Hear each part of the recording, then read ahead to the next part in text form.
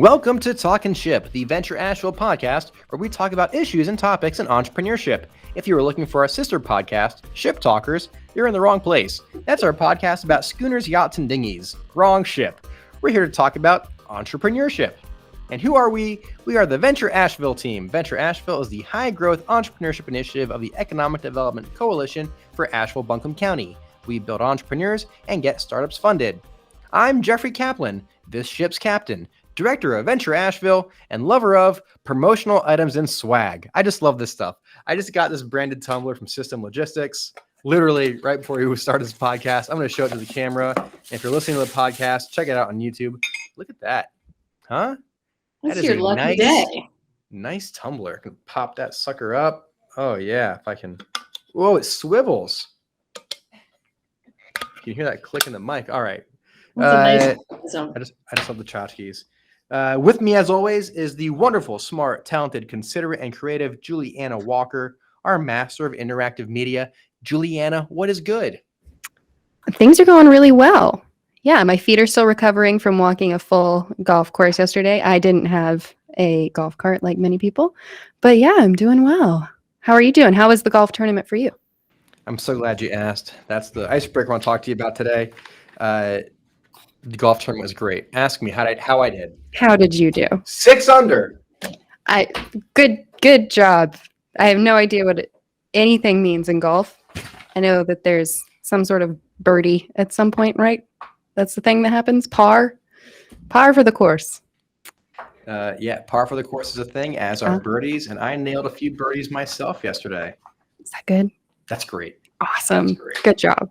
I just talked to the winning team. They shot a 48, which should be impossible, Yeah. but they really strategized. So the golf tournament's fun because they give you like throws and mulligans and red tees. You just pay for each of these like bonuses. Mhm. It's almost humanly impossible to shoot a 48.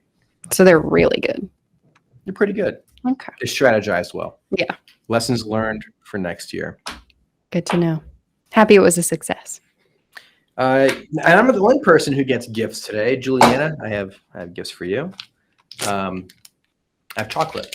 Oh, I love You chocolate. get to choose. Okay. I have for you for $1.59. I just picked this up at the gift shop here. Reese's Pieces. No, Reese's 2 peanut butter cups. Classic. Classic.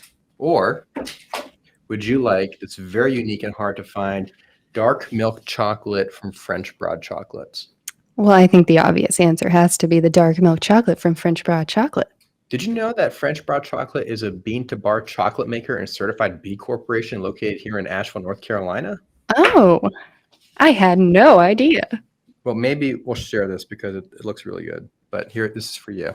Thank you. Now, speaking of French Broad Chocolates, this brings us to our guest today. Our guest today is an absolute legend and titan of industry. If Willy Wonka was not a psychopathic mass murderer of children, or had started making chocolate in a bus in Costa Rica, then came to America, formed a B Corp, went high-end Bon instead of everlasting Gobstopper, and could do more push-ups than me, you'd have our guest today. All fun and true facts. I'm so excited to welcome a wonderful human being, philanthropist, community leader, economic development board of directors member, and may I go as far as to say, my friend? Yes, please. Yes, that's my friend, Jael Skeffington, co-founder and CEO of French Broad Chocolates. Jael, we are so excited to have you on the podcast today. I'm sure you get this question all the time. Jael's a unique name. What's the origins of such a name? It's a great question, and it's a really, really fun story. Good party trick. The name actually is a character in the Bible. I'm going to say character in the Bible. Old Testament. You're saying character and Bible as if this is a fictional story. You know. Okay, I'm just reading between the lines here. Yeah, we can talk about that. That's on the podcast. Sometime. It's not in Talking Ship. We all have our history. My history was I was raised Jehovah's Witness. So Old Testament featured prominently into my upbringing, and my Minnesotan parents saw the lovely name Jael in the Bible, but of course, being Minnesotan and not speaking Hebrew, they were like, "Oh, Jael, that's really pretty." So hence my name.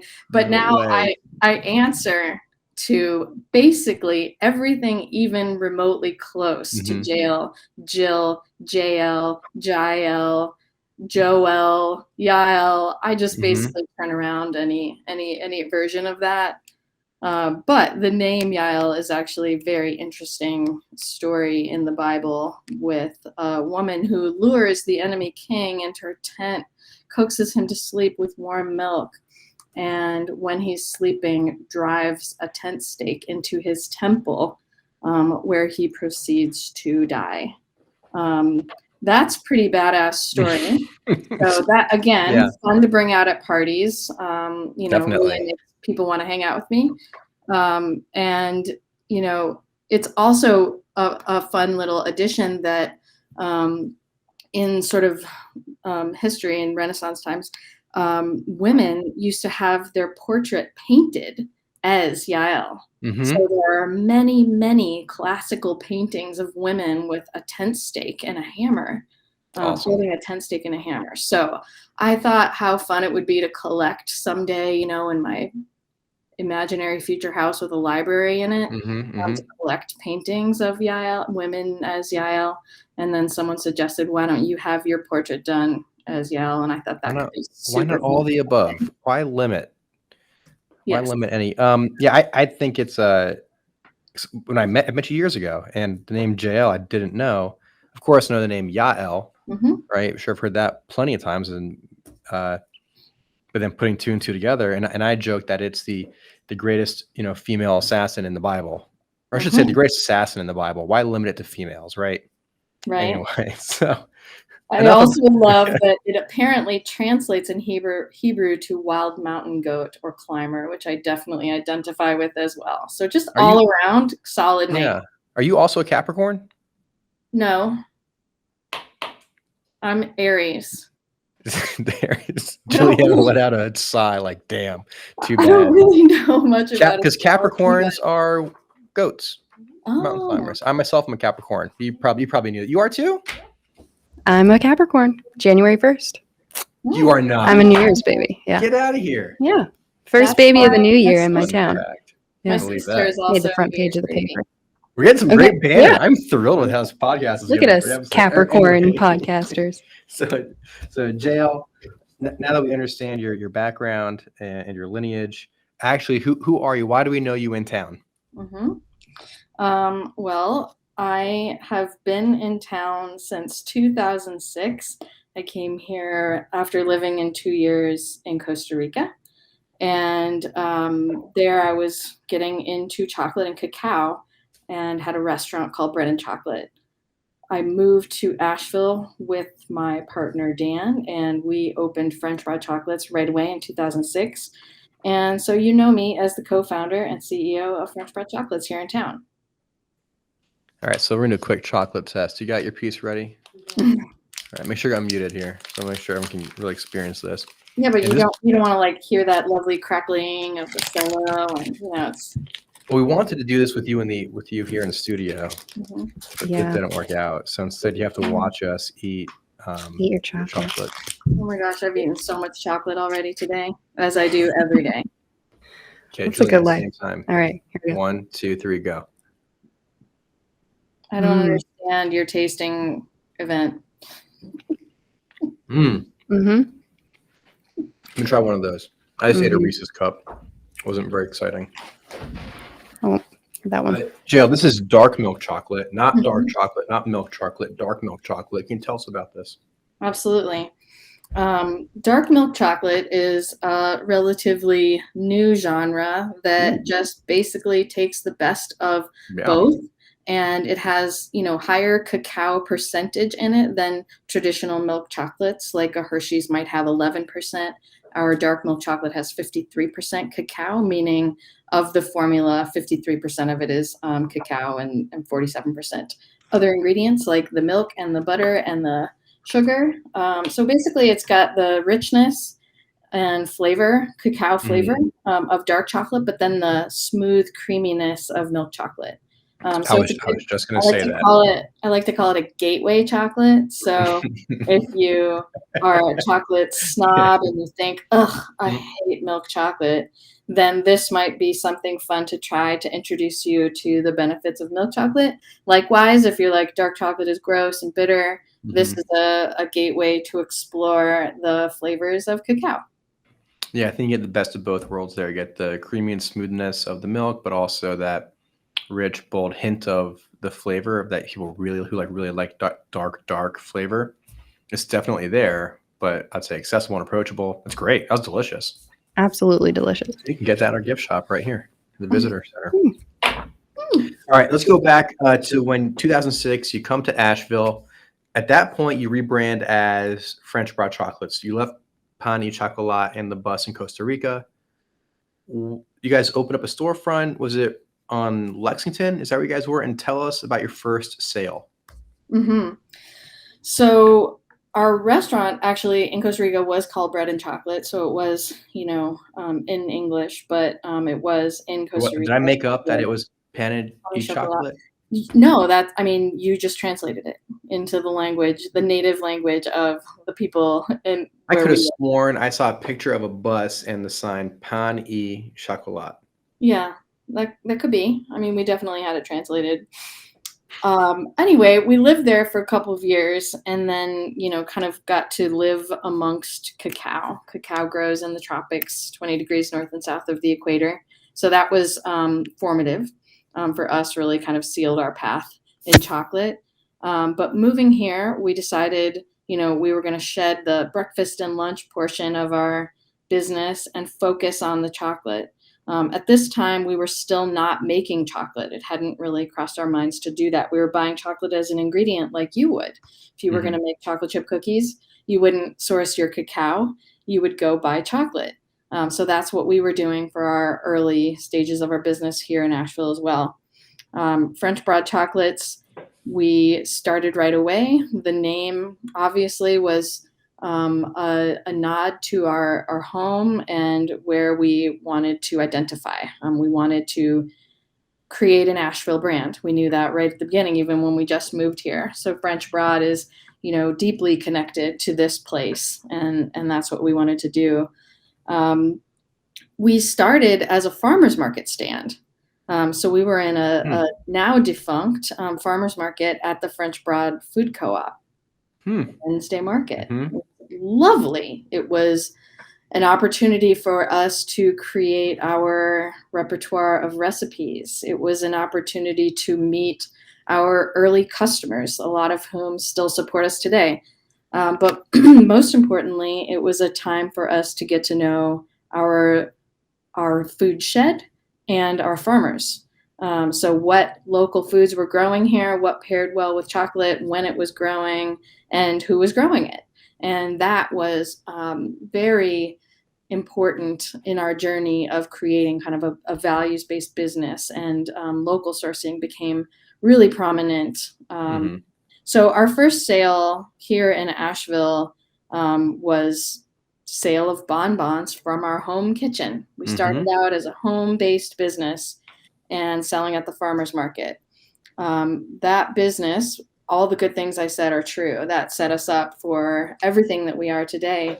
Also, was not making us money, was losing us money. So we had to figure out what we were going to do. We thought briefly about quitting, leaving it all behind, getting jobs, but ultimately dove back in and, well, actually, Dan did get a job, but he got a job to support our dreams, not to replace our dreams.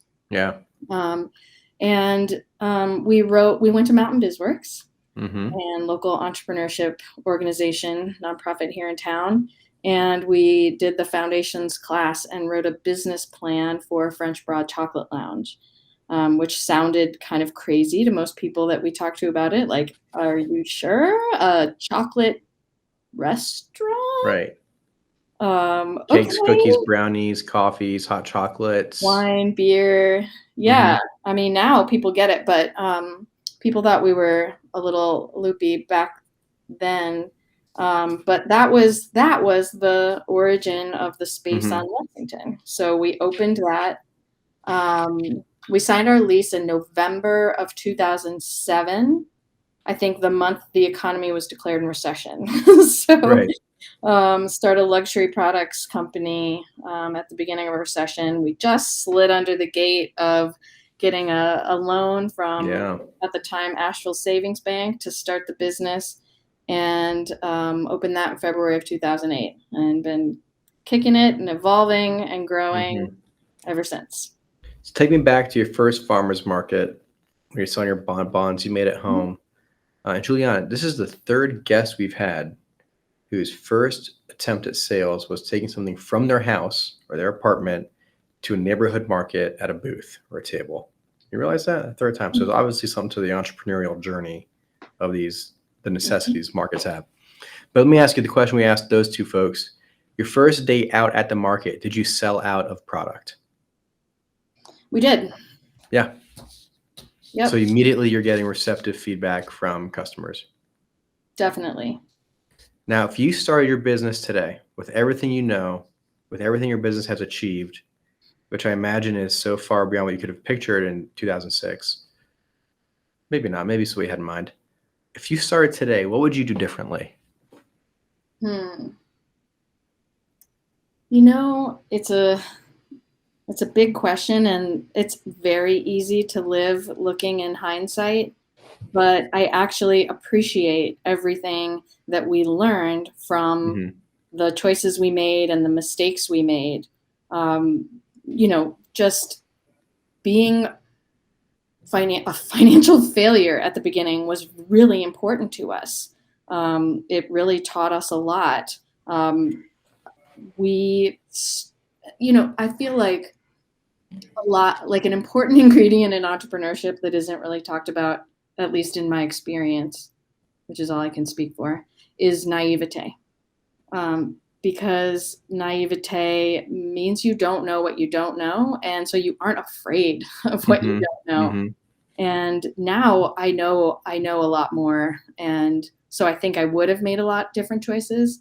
But that able to I was able to take more leaps of faith, not knowing um, what I didn't know. We started French Fry Hmm. Chocolate with just the tiniest loan, which felt like so much money to us. Hmm. A loan for, I think, $65,000 from the Asheville Savings, and if Hmm. you were to Hmm. go to a restaurateur and say, "I have $65,000 and I want to start a restaurant," they would laugh you out of the room and say, Right. Yeah. "You You're you crazy. can't Yeah. do that. That's impossible." But we did it because we didn't know we couldn't do it. So we Uh-huh. did. I think. So I don't know if I would change anything. That's great. That's the magic that I see in student entrepreneurs. They Hmm. haven't been told no enough. They haven't failed enough. And so when you have a university system with a real thriving student entrepreneurship culture, you get the most out there ideas, the most creativity, um, and like there's these like generational exponential increasing effects where every kind of graduating class impacts the next one, the next one. The ideas get better and kids get bolder, and they can try all kinds of amazing things. And that's a plug for our episode on entrepreneurs. Was it entrepreneurship educators entrepreneurship episode 2? Hmm. We talked to some of the folks in that space. Yeah, because like I said, they don't know, they haven't been told no enough. Their naivete is good. I'd say optimism is another one. Um, yeah, that's awesome. So I'm going to put your business aside for a moment and talk about you as an individual who's involved in our community. You do a lot of public service. B Corp is French Broad's a B Corp, clearly purpose-driven individual and purpose-driven venture. Can you tell us what keeps you busy when you're not making chocolate? How are you involved in the community? Well, first of all, um, I kind of wish I was making chocolate, but When's the you know, last time you made a bonbon? I did. Well, I think it was during the pandemic because we Yeah. spoke a lot and we kind of got thrown back Mhm. into that early entrepreneur days.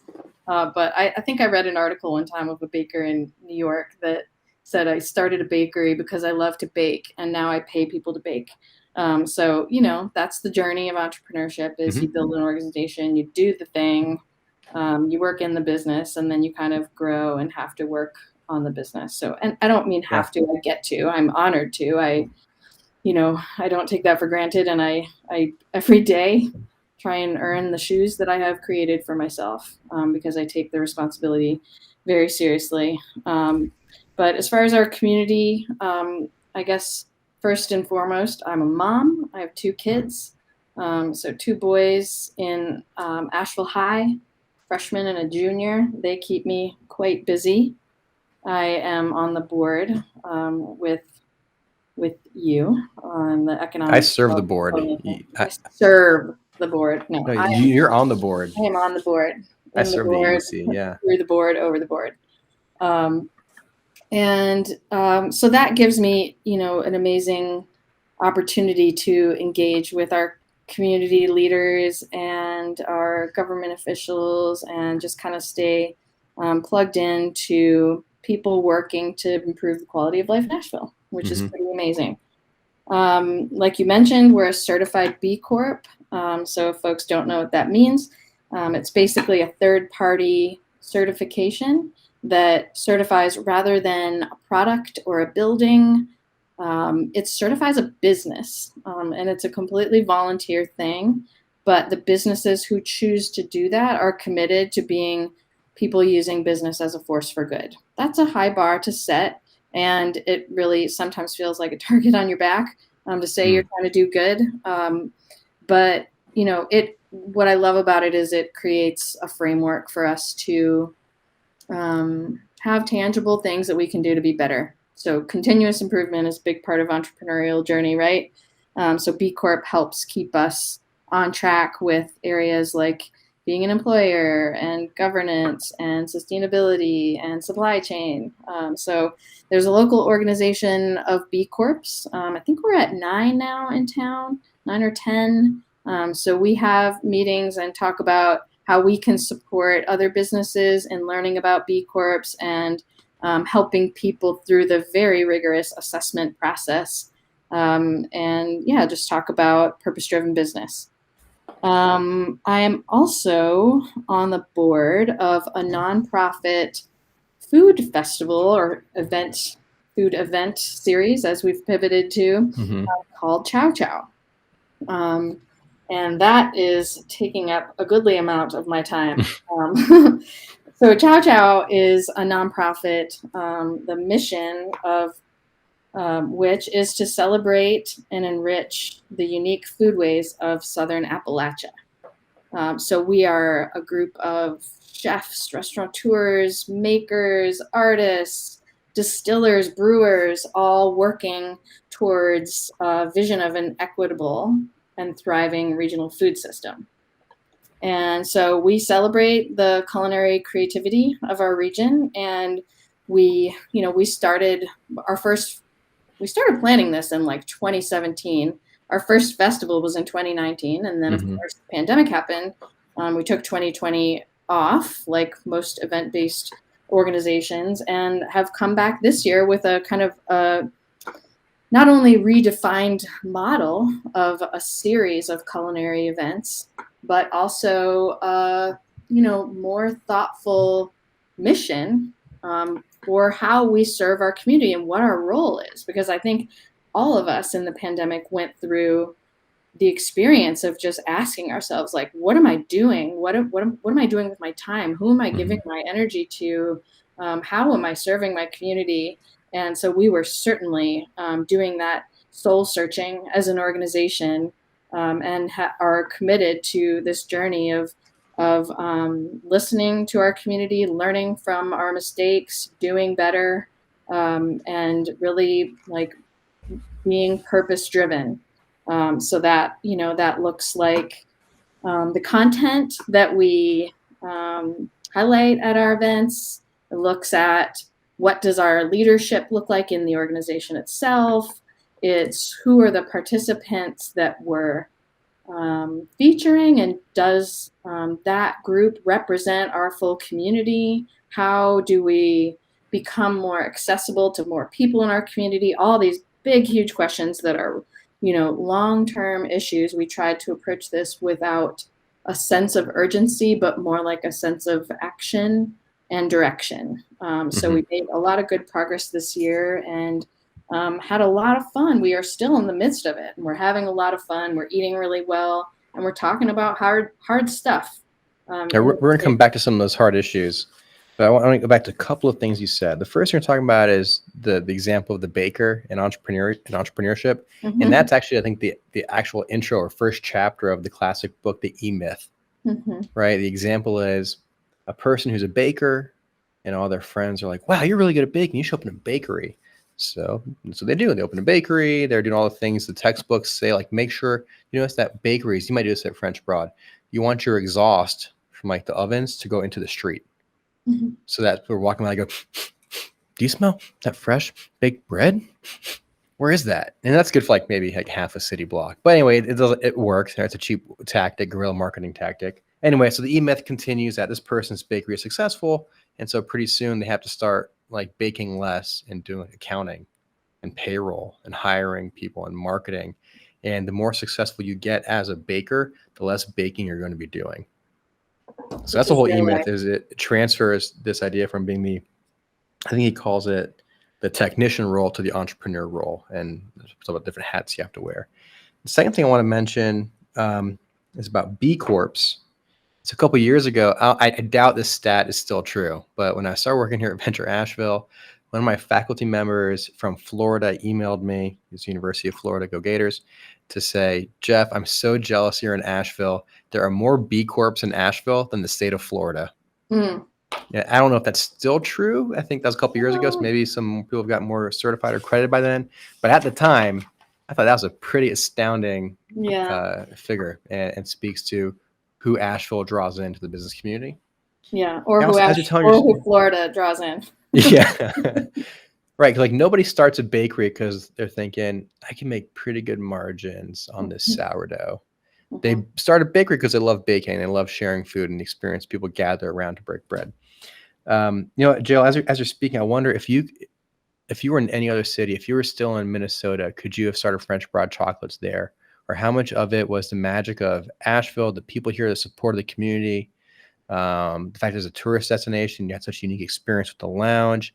Like how much of that, do you think impacted the success? Could we have picked you up and dropped you off in Austin or Chicago or Tulsa, and would you have been as successful?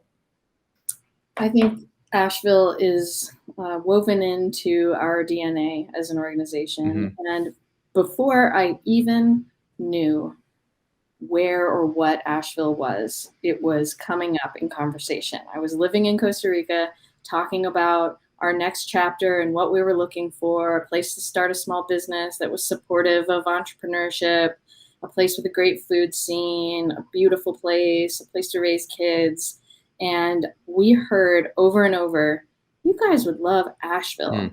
I had literally never heard of it. I'm from Minnesota. I never thought I'd live in the South even, but enough people said it that we came here for a visit. And in 5 days' time, we're like, yep, this is home. And so absolutely all those things that you mentioned have been important parts of our business's success.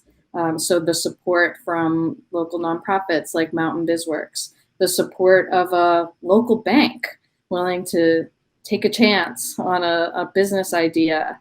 The business community itself is super collaborative and supportive. The people who live here who want to choose to consume food that is good for people and place. People taking a chance on trying something new. I mean, everything that is kind of exemplary of Asheville's values contributed to our being successful here. Yes, including tourism. That was and is an important part of our business's success. Could we now drop into Tulsa or Minneapolis? Sure, I think we can. We've had a lot of people come through our business saying, can you open up in my city? I have a development company. I have a building. I want to start a franchise, So I think that what we created resonates with people outside of Asheville, but Yeah, I think there definitely was and is a certain amount of Asheville magic that contributed to our success and being where we are now. I'm gonna add 2 more stories to the Asheville Magic, if I may. First is you're one of our all-star Elevate companies. Elevate is a venture Asheville mentorship program, and I don't think you were an Asheville Angel deal, but you did pitch at Demo Day as you were raising your round to build a factory, if that's right. So, I mean, even Asheville investors have come on board this venture. That's absolutely true. So we were part of Elevate. We had an amazing, wonderful, generous group of experienced business people who just wanted to help. They were getting nothing besides the joy of helping us. It generosity really and altruism of our mentors, it blows me away every time. Amazing. Yeah. And then, you know, as far as investors, like the way people get, you know, funny about money, right? And so investors can be like, people outside of business look at it as kind of negative or dirty or something. But the way that I describe investors is people who believe in our dreams enough to give us money to help them come true.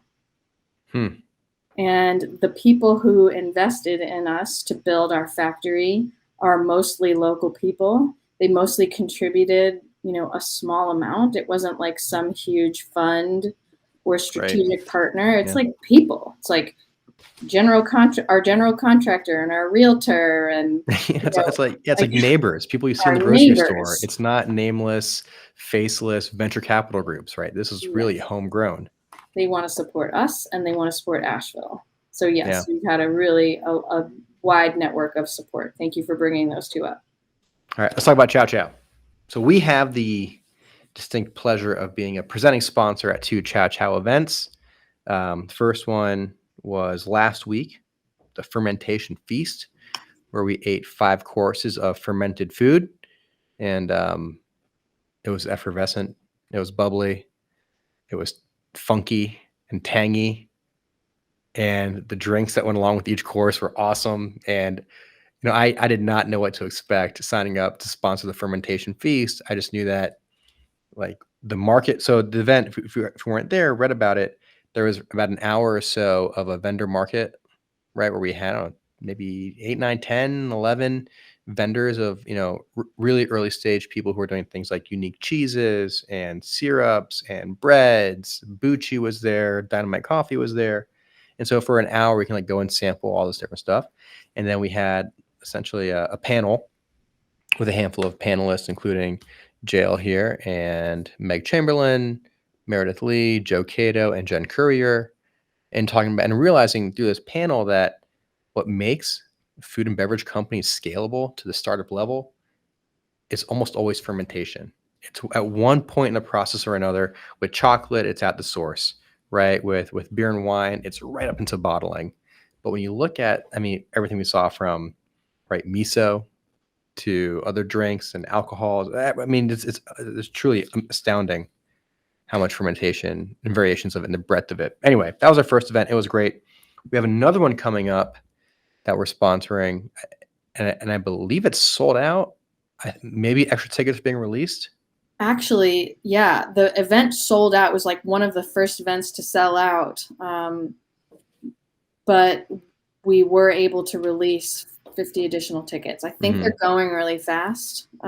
It's going to be an awesome event. So that's one I'm attending. I bought tickets for it. I can't wait to go there. Yeah, I'm going. It's called Recipes from Rabbits at the Smoky Park Supper Club in their outdoor pavilion. So it's going to be a very COVID-friendly event. I shouldn't say COVID-friendly. That sounds like we're welcoming COVID. No, hang on. Safety-friendly. Good luck getting in this event, COVID. It's outdoors. Is that a better way to say it? Anyway, it's really cool. So the story behind this event, and Jael, please jump in and fill in the blanks. It's on the September 26th at 6 p.m. at Smoky Park Supper Club, and it's celebrating Rabbits Motel. Rabbits Motel was a Green Book destination for Black travelers in the Southeast, and 60s. For a long time, as Green Books were published during the Jim Crow era and all that. And there are certain areas that were safe to go as a Black person traveling the South, and Rabbits Motel was one of those. And it was a cafe and a diner, and it had a bunch of motel rooms in the back. And the motel is being converted by Claude Coleman Jr. into what they're calling Soundspace at Rabbits. And Soundspace is not recording studios, but practice studios. Like bands who are traveling before they get into studio, and studios get really expensive, they just need to work out the songs and the play and the performance and all that. So they have rental space in the back for bands, and the front is going to be called, it's not Rabbits, that was an old name. It's somebody's Soundspace at Rabbits. Soundspace is the practice studio, but the cafe in front has a name. But all those recipes and many others will be served over small plates and mingling and networking at this outdoor event on September 26th. And it's a real celebration of really our Black entrepreneurial community through food. So when Chow Chow, when it was brought up to us as, hey, we're not doing the grand tasting this year, we're not doing a 3-day festival. Instead, we're doing a series of events that focus on food equity, as in food access, responsible, the food systems, all that kind of thing, through racial equity lens or a climate equity lens. And so this is one of those racial equity lenses. And we are so proud to be part of it. It's going to be a blast. I had to beg for extra tickets, but I got 2 extras to bring in more friends. Jill, anything else you want to share about this event or other events happening in the next month or so? There's a few events throughout September. So I'm super excited about Rabbits. Like I said, I bought tickets to attend as a guest, just because I'm super excited about the food and the discussion and the conversation, and supporting our community. Other events that are happening, there's one called Forest as Farm that's going to be talking about forest farming, and that's with Hickory Nut Gap. Gosh, you're going to ask me to remember the events and where they're at. That one's with Hickory Nut Gap Farms. Next, you're going to ask me a date. Yeah, that one's how to get tickets. So just if you want to have that URL up, that'd be cool. It'll be in the show notes. Juliana's all over ChowChowAsheville.com. Forest's Farm is, you're right, Hickory Nut Gap, Thursday, September 9th. That's going to be a $50 per person flights and bites event. I'm going to be there as a board ambassador. So I'm going to be facilitating conversations and just kind of hosting and holding space for the dialogue that we're trying to open up in our community. I'm also really excited about Root to Bloom, which is that Sunday, September 12th. Yesterday Spaces is the location. It's an outdoor event and it's a brunch. And this event kind of celebrates parts of the plant that you normally discard. So it should be super creative, plant-based meal. And yeah, there are a few other events, but I'm super excited about all of the programming that we've been able to put together with the framework of, these social issues. It was definitely something that we got a lot of feedback on from the first year, and, have been really working diligently to be thoughtful and intentional in designing programming that meets a need in our community and provides a platform for people who are doing really important work that we want to celebrate. So, we decided this organization is not going to solve climate change, but we sure as heck are going to put somebody in front and center who is doing that work. So it's been a blast. It's been really fun. We've had some good, deep discussions, and we'll just continue listening and learning from our community and evolving. What's more entrepreneurial or a startup mindset than that, to be able to have direct line to your customers, to iterate quickly and constantly improve? It's fantastic. The food and beverage industry, taking tourism in it or out of it, is a really important part of the Asheville economy. It's when you ask people why move to Asheville, they almost always say it's either the top 3 is the outdoors, food, and beer. Every time. So it's an incredibly important part of our economy. Jael, thank you for creating this venture here, right? And creating these jobs here and giving us such great tasting chocolate. Juliana, you can't see her on camera. She ate the entire chocolate bar while we were sitting here. It's all gone. Now I'm going to safely take this back to my desk and cherish each bite because it's so good. And thank you for your leadership, Jael, and being part of Chow Chow and other organizations in town. You have an important voice, and you got purpose-driven stuff behind it that really makes sure that our future leaders are coming out with the right intention. So we're proud to know you, proud to have you in our community. That's Thank really all I you. got. Do you have any questions for us? Juliana's here. I love Asheville. I love being here, and I'm excited to be a part of this amazing culinary landscape. Awesome. Thank you for all you do. Well, Juliana, I guess that's it for our episode. Yeah, it was great. Any final thoughts? You hungry? I mean, I'm hungry for more chocolate. Yeah, more I mean, chocolate. that's what I'm going to do. Sure. Truly. I could eat all of this all day. I definitely had peppermint bark for lunch. The lunch of champions, for sure. So good. If you want to get tickets, if you wanted to get, that's the secret to doing push-ups is peppermint bark. It's good because all protein in that peppermint. If you want to buy a ticket to Chow Chow, you can use the code ChowChow15 and get 15% off your ticket cost. Heck of a deal. I think that's a great way to end the episode. Jael, thank you so much for being with us. Thank you, French Broad Chocolates. Thank you, Chow Chow. Juliana Walker, you want to play some music at this point and like tease it out? Oh yeah, I'll extend it really nicely right here, and it'll be over. All right, and we'll see you all next time on Talkin' Ship.